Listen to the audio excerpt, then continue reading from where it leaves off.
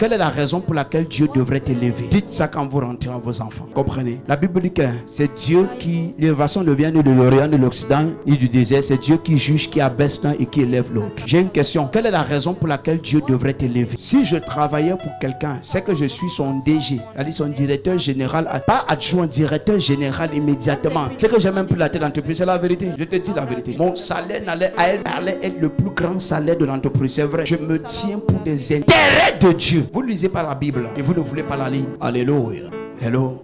Je te parle du pouvoir, de la puissance. Mais Dieu ne donne pas ça à tous les chrétiens. Parce que tu veux la puissance pour faire quoi? C'est pour les intérêts de Dieu. Un ambassadeur est équipé avec le pouvoir du pays qu'il envoie en mission. C'est vrai. Un ambassadeur est un représentant diplomatique. Alléluia. Praise God. Est-ce qu'on est ensemble ici? Beaucoup de chrétiens que vous voyez qui se débrouillent, c'est parce qu'ils ne se tiennent pas pour Dieu. Alléluia. C'est pas même à l'université, ils souffrent. Problème de X et de Y. Après l'université, ils souffrent.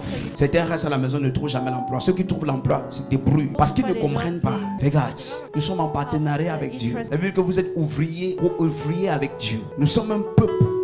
Regarde, il dit, voici, je vous ai le pouvoir de marcher sur les serpents et les scorpions, sur toute la puissance de l'ennemi. Mais toi-même, tu ne peux pas être ennemi de Dieu et tu veux le pouvoir de Dieu. Parce que son pouvoir, c'est pour tout, c'est contre ses ennemis. Donc, si tu veux le pouvoir de Dieu, tu dois être du côté de Dieu. Je ne pouvais pas aller au marché vendre et je me débrouille. Je pouvais pas aller travailler en entreprise et je suis débrouillé. Moi, à Zozo, regarde Daniel chapitre 6, à partir du verset 1. La Bible va préciser qu'il était cadre supérieur parce qu'en lui il avait l'esprit supérieur. Ce n'est que dans ma génération que j'ai vu ceux qui travaillent être à la queue. Dans la Bible, tous ceux qui travaillaient ou qui étaient dans n'importe quel domaine étaient à la tête. Esther la tête, Daniel la tête, Joseph la tête. Et toi alors? Et toi?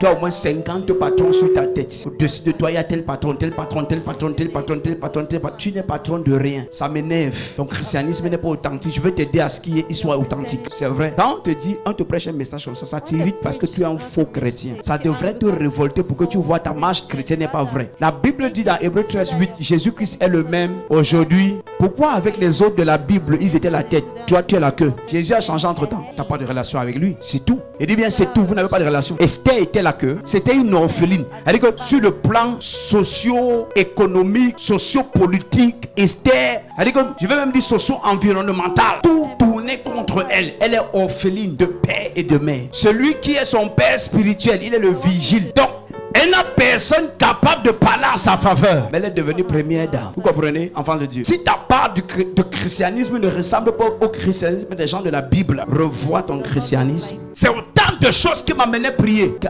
les apôtres avaient la puissance. Les malades guérissaient. Comment aujourd'hui les pasteurs prêchent? Il n'y a pas de guérison, il n'y a pas de puissance. Les chrétiens marchent, il n'y a pas de puissance. Tout est plat, plat, plat. Je refuse d'être un chrétien plat. À la dès l'université, je soufflais sur mes camarades et ils partaient au sol. Yes, à l'université de Douala. Praise God. Est-ce qu'on est ensemble ici? Mardi à partir de 17h, le jeudi à partir de 17h et le dimanche à partir de 8h.